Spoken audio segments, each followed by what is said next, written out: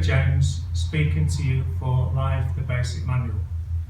I'm here with Mike Lloyd. We're talking about spray equipment. We've got this machine set up, nearly ready to spray. We've checked all the filters. We've done some maintenance on it.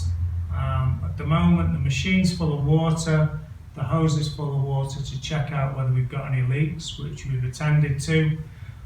Now we're going to fit a spray tip, and Mike's going to tell us all about spray tips. Over to you, Mike. Yes, so whenever you're spraying paint, you have reversible tips that are most commonly used in the spraying world. Back when I first started with spray guns, they had what they call the flat tip. Basically, if there was a plug in the flat tip, it would take you 20 minutes to unplug that tip and get ready for spraying again. Now they've came out with what they call a reversible tip. So if you have any plugs as you're spraying, you just reverse the tip, blow the plug out, reverse it back, continue spraying. It takes about 2 seconds. There are many different sizes of spray tips. So if you're new to the spraying world and you're trying it out for your first time, you should notice that at the bottom of each of these packages, you'll see numbers. This one says 662-517. The 662 designates that it's a tightened reversible tip.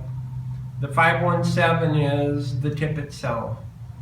The 5, if you double the 5, it'll give you a 10-inch fan at 12 inches away from the wall. And 17 is the orifice size of the tip.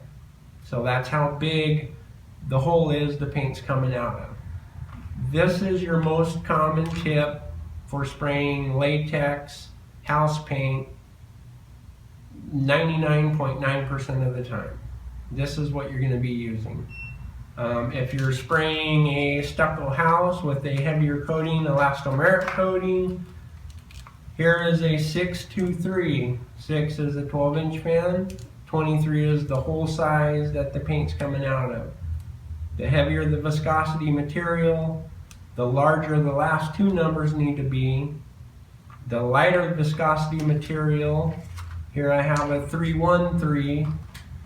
The last 2 numbers need to be smaller. So if you're spraying stains,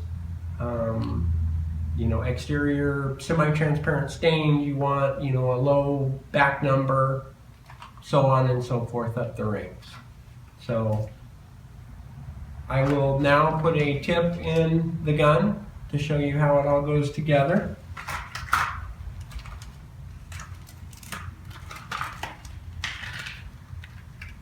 So that's a 517.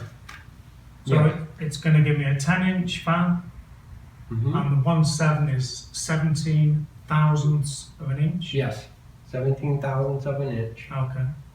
And when you're talking about plugs, you mean something that's going to block the gun so it won't spray? Yes. Okay. Yeah, and we can switch it around and blow that out, and we're good. Switch it around again and we're good to go. Okay. And